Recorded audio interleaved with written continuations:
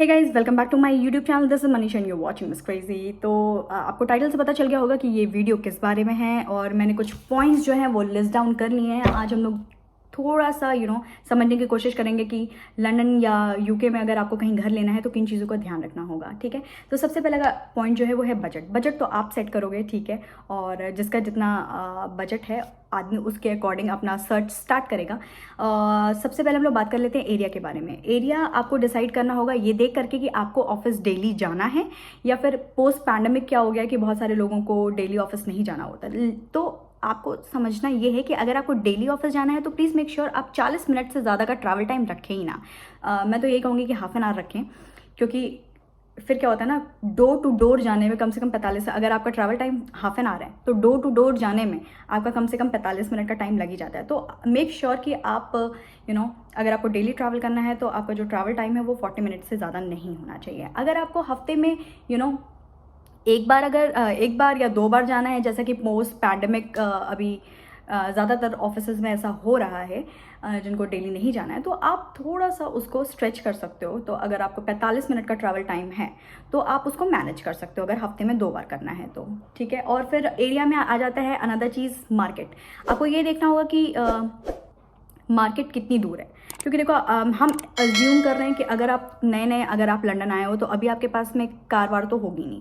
तो आपको ये देखना होगा ना कि जो रोज़मर्रा की चीज़ें हैं, दूध, ब्रेड एंड ऑल, ये सब जो चिटर पिटर जो चीज़ें हैं, उसकी जो शॉप है वो आपके घर से कितनी दूर है, वॉकेबल है कि नहीं है। और अगर आप एक इंडियन हैं तो फिर उसमें एक और चीज़ हो जाता है कि इंडियन स्टोर कहाँ पर है। तो मुझे ऐसा लगता है कि 1-1.5 माइल से ज़्यादा दूर इंडियन स्टोर नहीं होना चाहिए। आप वैसा एरिया आपको देखना चाहिए, क्योंकि मेरा एक्सपीरियंस ऐसा ही रहा है। इसके पहले हम एयरबीएनबी में जहाँ थे तो वहाँ से जो इंडियन स्टोर जो था वो काफ़ी दूर था, तो हम लोग को बहुत डिफ़िकल्टी हुआ, बहुत डिफ़िकल्टी है। वो है ट्रेन स्टेशन। तो आपको सबसे पहले ये भी देखना होगा ना कि ट्रेन स्टेशन कितनी दूर है, क्योंकि अभी अगर आप लंदन में नए हो, गाड़ी नहीं है आपके पास, तो आपको हर छोटी बड़ी चीज़ों के लिए बाहर निकलना पड़ेगा। और उसके लिए अगर आपको पौना पौना माइल अगर आपको वॉक करना होगा तो आपके लिए प्रॉब्लम हो सकती है। तो please make sure half mile से ज़्यादा आपका ट्रेन स्टेशन दूर नहीं होना चाहिए। तो जो नेक्स्ट पॉइंट है वो ये है कि आपको ये समझना है कि आप जो भी घर देख रहे हैं रेंट के लिए, उसमें उस रेंट में क्या क्या इंक्लूडेड है। काउंसिल टैक्स इंक्लूडेड है कि नहीं है, इलेक्ट्रिसिटी बिल, हीटिंग, वाटर, मतलब ये सब इंक्लूडेड है कि नहीं है। लेकिन आम तौर पे कम ही जगह ऐसा होता है जहाँ पे ये सारी चीज़ें इंक्लूडेड होती हैं। अदरवाइज़ ज़्यादातर जगह पे ऐसा ही होता है कि रेंट होता है, रेस्ट ऑफ द थिंग वो जो होता है वो आपको खुद अपने से पे करना होता है, ठीक है। अगला जो है वो है, हम लोग आते हैं काउंसिल टैक्स के ऊपर। तो काउंसिल टैक्स यहाँ का एक टैक्स है जो कि आपके घर के एरिया, वो किस एरिया में है और वो कितना बड़ा आपका घर है उस पर डिपेंड करता है आपका काउंसिल टैक्स। काउंसिल टैक्स में क्या होता है कि अब जैसे आपके एरिया का जो भी मेंटेनेंस है ना वो उसी टैक्स से जाता है, ठीक है। तो काउंसिल टैक्स आपके रेंट के बाद एक बहुत बड़ा खर्चा है, जो कि आम तौर से अगर आप एक फ्लैट में रह रहे हो तो 125 से पौने 200 तक हो सकता है। 125 से 150 आप समझ लो, 125 से 150 के आसपास हो सकता है। तो मतलब आप जो रेंट दे रहे हो वो रेंट, लेट से आप रेंट अगर दे रहे हो 1500 ब्रिटिश पाउंड, 1500 आप रेंट दे रहे हो, तो फिर समझ लो उस पर आप अगर 125 और वो दे रहे हो, काउंसिल टैक्स दे रहे हो, उसके ऊपर से इलेक्ट्रिसिटी दे रहे हो, हीटिंग का बिल दे रहे हो, वाटर बिल दे रहे हो, ठीक है। तो ये जब आपका ये रेंट आपका एक खांचा तैयार होगा ना, तो आप मोटा मोटी 200 से 225 रुपये और अधिक लेके चलना अगर आपके रेंट में ये सारी चीज़ें इंक्लूडेड नहीं हैं। तो नेक्स्ट जो देख लेते हैं वो है ईपीसी रेटिंग। ईपीसी रेटिंग यहाँ पे जो है ना, पावर रेटिंग है ईपीसी रेटिंग, ठीक है। वो डिवाइडेड होता है कई सारे पार्ट्स में, ABCD। तो जैसे कि इस बिल्डिंग का जो ईपीसी रेटिंग है दैट इज़ B, और B काफ़ी अच्छा माना जाता है। सबसे अच्छा तो A होता है, जो कि आपको मिलेगा ही नहीं, ठीक है।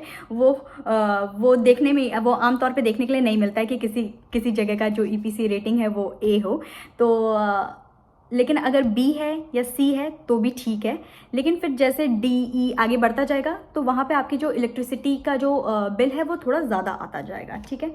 नेक्स्ट आपको ये देखना है कि आप जहाँ पे भी घर ले रहे हो पार्किंग है कि नहीं है। अदरवाइज़ लंदन में पार्किंग का बहुत इशू है, बहुत ज़्यादा प्रॉब्लम है। जैसे हमारे पास में पार्किंग नहीं है, यही ये बिगेस्ट ड्रॉबैक है इस घर का, ठीक है। लेकिन अब क्या कर सकते हैं, गाड़ी भी नहीं है अभी हमारे पास, तो अभी हमको इतना फ़र्क पड़ता भी नहीं है, और गाड़ी होने में अभी टाइम भी है, तो इसलिए अभी हमको फ़र्क नहीं पड़ता। लेकिन अगर आपका है कि आप आ करके तुरंत अगर गाड़ी वाड़ी लेना चाहते हो ना, तो आपको ये मेक श्योर करना होगा कि आपके पास में पार्किंग है कि नहीं है, ठीक है, उस पर्टिकुलर जगह जो आप रेंट करने जा रहे हो। फिर हम लोग बात कर लेते हैं डिपॉजिट के ऊपर।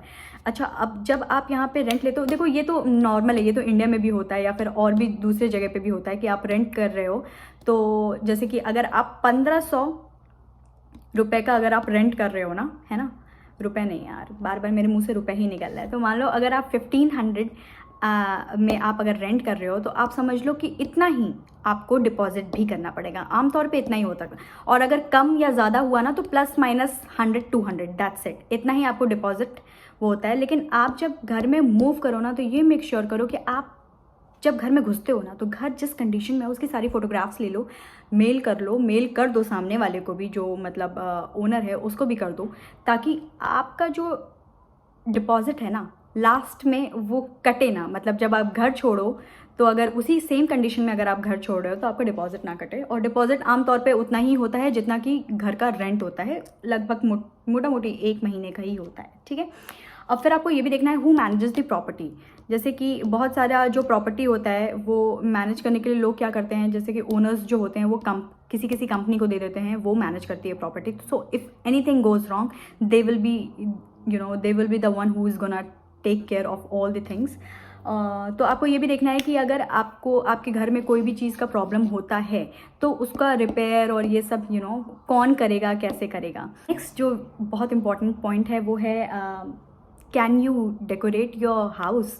मतलब कि अगर वो क्लॉज में लिखा होता है, जो रेंट अग्रीमेंट बनता है उसके क्लॉज में लिखा होता है कि आप क्या क्या कर सकते हो, क्या क्या नहीं कर सकते हो। तो इस चीज़ पे भी बहुत ध्यान देना कि अगर आपको, अब सोचो कि आप यहाँ आए हो और घर आपको सजाना है, तो जहाँ मना या वहाँ आपने कील गाड़ दिया, तो वैसा नहीं है। अगर आप वैसा करोगे तो आपके डिपॉजिट से पैसे कट जाएंगे। तो ये देख लेना कि आप क्या क्या कर सकते हो इस घर में, क्या क्या नहीं कर सकते हो, कहाँ कहाँ चेंजेस कर सकते हो, कहाँ कहाँ नहीं कर सकते हो। तो वो आपके रेंट एग्रीमेंट में होगा, ठीक है।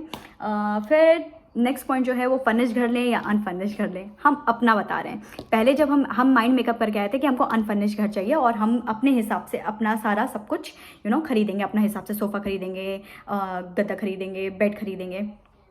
लेकिन जब हम इस घर में आए, ये तो फर्निश्ड घर है, यहाँ पे कोई भी चीज़ मेरी नहीं है, ठीक है। लेकिन कम से कम जब हम यहाँ आए ना, तो हमको ये इतना लोड नहीं था दिमाग में कि कहाँ बैठें, कहाँ सोएं, वरना फिर अगर आप आते हो, और स्पेशली अगर आप बच्चे के साथ में हो ना, तो बहुत ज़्यादा मुश्किल हो जाएगा आपके लिए। तो मेरे हिसाब से फर्निश्ड या सेमी फर्निश्ड घर अगर आप तुरंत मूव किए हो लंदन में, तो वो बहुत ज़्यादा एक अच्छा ऑप्शन होगा आपके लिए, रादर दैन कि आप एकदम खाली घर ले लो, ठीक है। तो फोकस करो कि सेमी फर्निश्ड घर या फर्निश्ड घर मिल जाए। और फिर last but not the least जो पॉइंट है वो है कि कौन कौन सी साइट्स हैं जिस पे आप घर ढूंढ सकते हो। मुझे पर्सनली 2 साइट बहुत पसंद आई थी। एक था राइट मूव और दूसरा था ज़ूपला। वो दोनों का लिंक मैं डिस्क्रिप्शन बॉक्स में डाल दूंगी, वो आप देख लेना। आप ये दोनों अगर साइट देख रहे हो, तो मुझे नहीं लगता है कि आपको इसके अलावा कुछ और देखने की ज़रूरत है। दूसरा, मेरी फ्रेंड ने एक ये भी सजेस्ट किया था कि जैसे उसको कैसे घर मिला, मैं बताती हूँ। आने से पहले बहुत सारे ना इंडियन फेसबुक पे कम्युनिटी ग्रुप्स जो हैं वो उसने ज्वाइन कर लिया था, तो उसने वहाँ पे अपना रिक्वायरमेंट डाला था और उसको घर वहीं से मिला है। तो आप ऐसा भी कर सकते हो कि जो फेसबुक कम्युनिटी जो ग्रुप्स हैं, आप उसको ज्वाइन कर लो और वहाँ पर अपना रिक्वायरमेंट डालो, आपको वहाँ से भी लीड मिल सकती है, अच्छी लीड।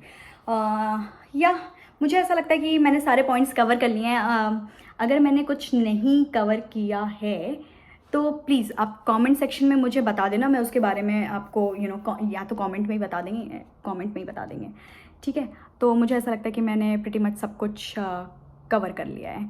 तो यार that's it for today's vlog guys. और आप प्लीज़ बताना कि आपको ये व्लॉग, ये वाला जो वीडियो है, व्लॉग नहीं बनूंगी, ये वीडियो कैसा लगा। और that's it for today's vlog. मिलते हैं नेक्स्ट व्लॉग में। Till then bye bye and take care.